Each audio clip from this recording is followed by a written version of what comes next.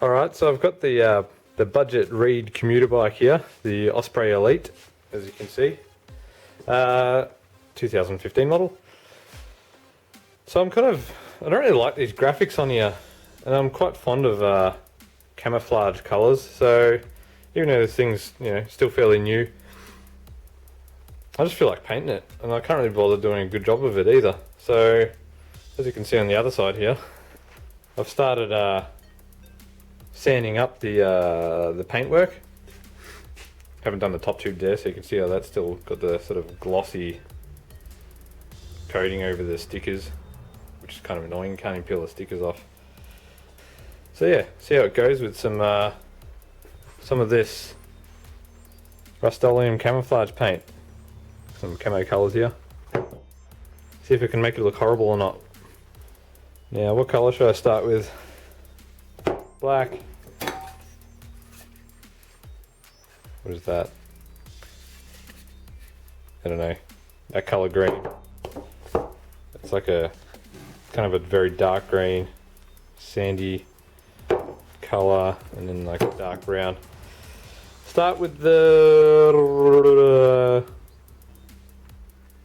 green. Dark green. Shake. Shake well.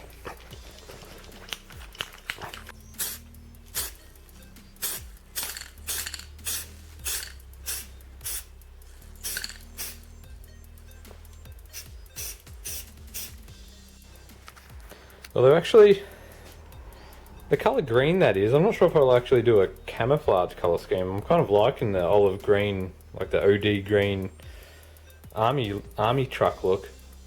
I might actually get some,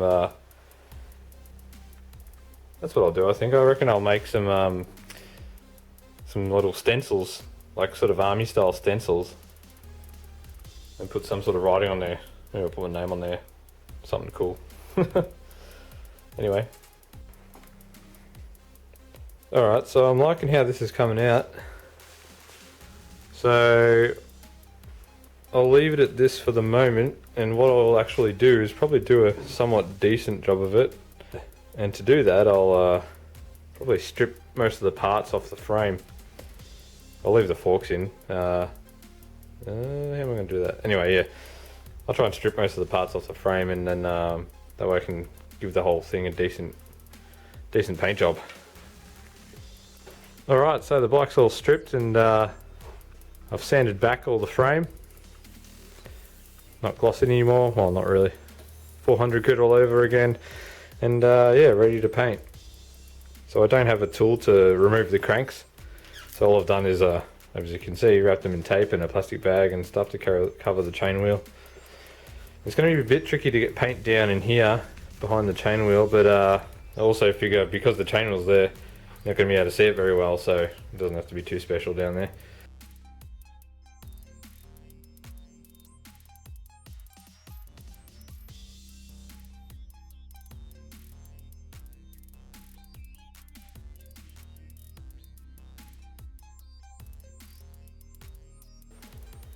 Just finished the first coat. It was a pretty thick first coat, because as I sort of did other parts of the frame, you come back and the first bit is fairly dry, or dry enough to put another coat on without it running, so I sort of just kept going over it. It's probably not recommended to do it like that, but whatever, it'll work.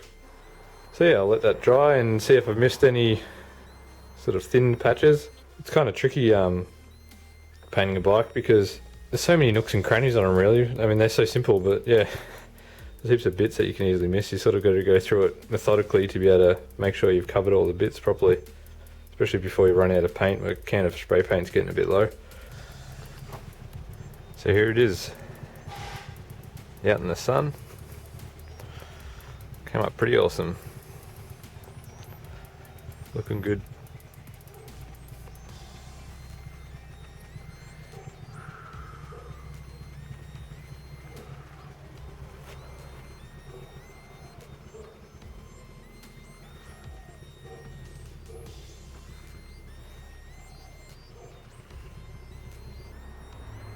Alright, so time for reassembly. Alright, so here's the Osprey assembled again. It's going to do a time lapse of me putting it all back together, but my camera battery died and didn't realise for most of the way through, so yeah, looking pretty awesome.